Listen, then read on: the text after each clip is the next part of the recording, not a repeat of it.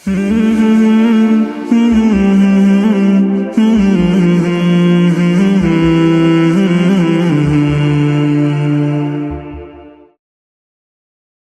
لله رب العالمين والصلاة والسلام على نبينا محمد وعلى آله وصحبه اجمعین اما بعد السلام علیکم ورحمۃ اللہ وبرکاتہ۔ آج آپ کا استقبال ہے دین اور دنیا کے ریمائنڈر میں۔ اللہ سبحانہ وتعالی قرآن مجید میں ایک آیت فرمائیں اور اس کے بعد کچھ حکم بھی فرمائیں۔ آیت میں یہ حقیقت بیان کرے ہیں کہ وَلَنَبْلُوَنَّكُمْ بِشَيْءٍ مِّنَ الْخَوْفِ وَالْجُوعِ وَنَقْصٍ مِّنَ الْأَمْوَالِ وَالْأَنفُسِ وَالثَّمَرَاتِ، ہم تم کو زندگی میں آزماتے ہی رہیں گے کچھ ایسے حالات سے، ڈر خوف، کمی پیشی، مال جان میں اور بھوک اور پیاس سے، مگر یہ مصیبت اور آزمائش کے بیچ میں اللہ تعالیٰ فرمائے وَبَشِّرِ الصَّابِرِينَ، میرے صبر کرنے والے بندوں کو خوشخبری سنا دو کہ الذین اذا اصابتهم مصیبہ قالوا انا للہ وانا الیہ راجعون، جب کسی مصیبت پریشانی سے گزرتے ہیں اللہ کو یاد کرتے کہتے ہیں انا للہ وانا الیہ راجعون، ہم اللہ کے طرف سے آئے اور ہم کو اللہ کے طرف ہی لوٹنا ہے۔ کیا مطلب یہ ہے کہ آپ جب اپنی زندگی کی پریشانی مصیبت کو آسان کرنا چاہتے ہیں تو یہاں پر 3 چیزیں آپ کے ذہن میں رکھنا چاہیے کہ یہ آزمائش اور ابتلا آپ کے ساتھ اور پوری دنیا والوں کے ساتھ ہے، آپ اکیلے کے ساتھ نہیں۔ نمبر 2 کہ یہ پہلے سے ایک تقدیر میں مقرر تھی، اور تیسری چیز کہ شاہد جو شروع میں آپ کو تکلیف پریشانی دکھ رہی ہے کچھ وقت بعد وہ آپ کے لیے ایک نعمت اور بہت بڑی کامیابی نظر آ جائے گی، مگر انسان بہت جلدی گھبراہٹ میں خوف زدہ ہو جاتا ہے۔ چلے ہم اس کے تعلق سے یعنی کہ صبر کے تعلق سے جو ہدایت دی گئی کہ صبر ایک واحد چیز ہے جو اللہ تعالیٰ پسند کرتا ہے اور بندوں کو حکم دیا ہے اس چیز کو اپنانے کے لیے، اس لیے اللہ تعالیٰ صبر کا بدلہ ایسا رکھے ہیں جیسا قرآن مجید میں فرمائے انما یوفی الصابرون اجرهم بغیر حساب، صبر کرنے والوں کو بغیر تل ناپ کے بے حساب دیا جائے گا نیکی اور ثواب۔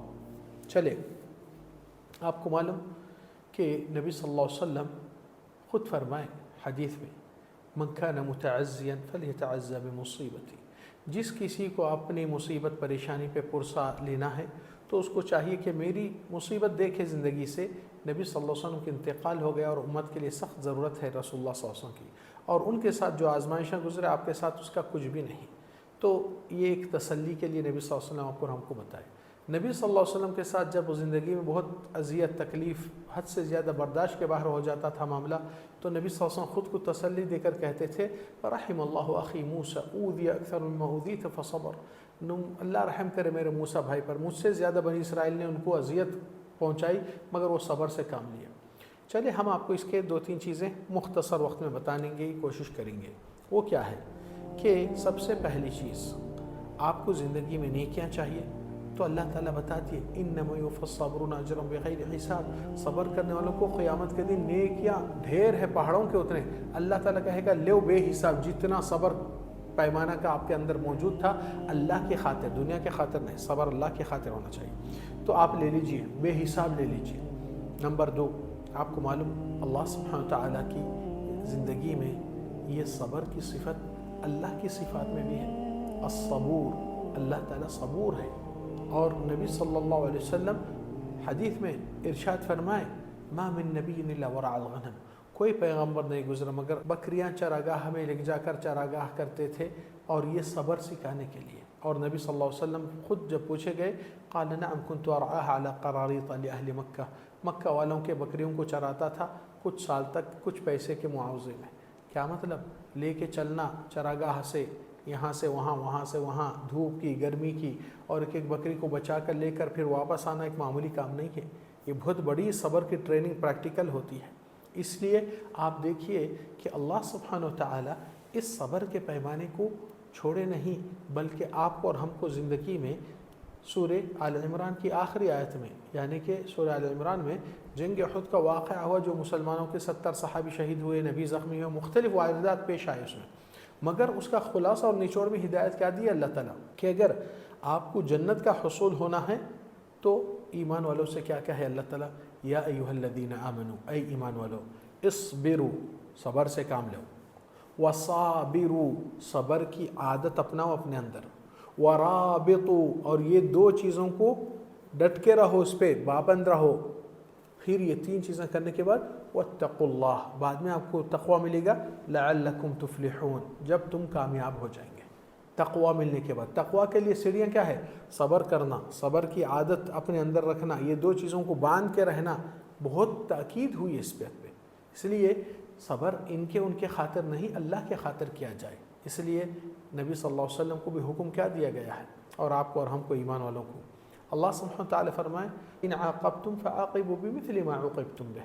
اگر تم کسی شخص یا کسی لوگ سے آپ کے اوپر زیادتی ظلم ہوا ہے تو آپ اپنا بدلہ لے سکتے ہیں جتنا آپ کے ساتھ زیادتی ہوئی ہے، اس سے زیادہ نہیں.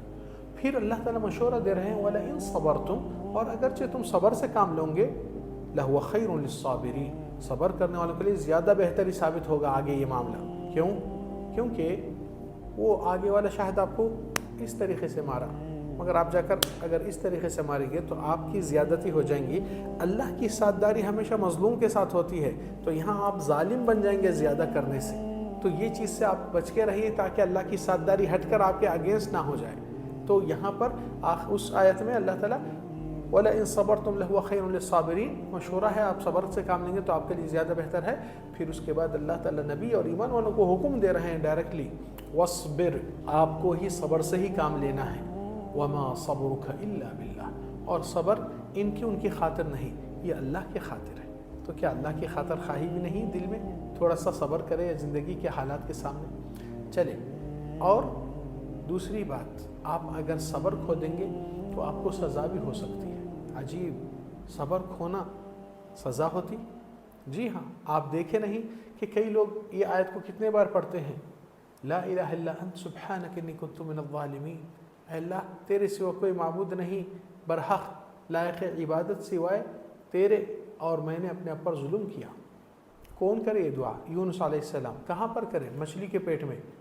کون سے گناہ سے توبہ کر رہے تھے کہ یونس علیہ السلام اپنی قوم کو دعوت دیے، قوم نے کچھ بھلا برا کہہ دیا تو وہ دل میں بے صبر اپن لے کر نکل گئے، اور وہ اس انداز سے کہ ان لوگ سے بات کرنا ہی بیکار ہے، یہ لوگ بہت میری گستاخی کر دی.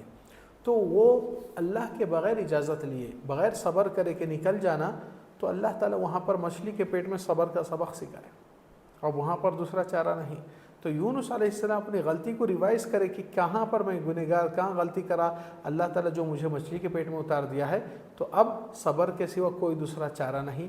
تو اللہ سے اقرار کر کے معافی مانگے کہ بے صبرا پن کی سزا مجھے ملی ہے، اللہ تو مجھے معاف کر دے. کتنے بار آپ پڑھتے یہ آیت، مگر آپ یہ چیز کو ذہن میں کبھی لیے نہیں ہوں گے کہ آپ کا بے صبرا پن ایک گناہ ہوتا ہے جس کے لیے ہم کو استغفار توبہ کرنا چاہیے. تو لہذا آپ اپنے آپ کو اس میں تھوڑا سا غور فکر کیجئے. پھر آخری بات کہ اللہ سبحانہ وتعالی قرآن مجید میں بھی صبر کے 3 اقسام رکھے ہیں. ایک صبر اللہ کی فرم برداری پر، ایک صبر اللہ کی گناہوں سے پرہیز کرنے سے، تیسرا صبر دنیا کی مصیبات اور مشکلات سے. تینوں بھی صبر میں مومن کامیاب ہو جاتا ہے اگر اللہ کے خاطر کر رہا ہے. کوئی عمل، کوئی زندگی کا فیصلہ جب اللہ کے خاطر ہوتا ہے اور اللہ وہی پسند کرتا ہے، آپ اس کو اپنائیں، چاہے دنیا والے یا نفس کے خواہشات آپ کو الٹا کر رہے ہیں، تو اللہ تعالیٰ ضرور آپ کا ساتھ دے گا اور آپ کی زندگی میں کامیابی اور آخرت میں بھی نصیب ہوتی ہے. اللہ تعالیٰ سے دعا ہے کہنے سے زیادہ کرنے کی توفیق عطا فرما. وصلی اللہ وسلم وبارک علی نبینا محمد وعلی آلہ وصحبہ اجمعین. السلام علیکم ورحمۃ اللہ وبرکاتہ.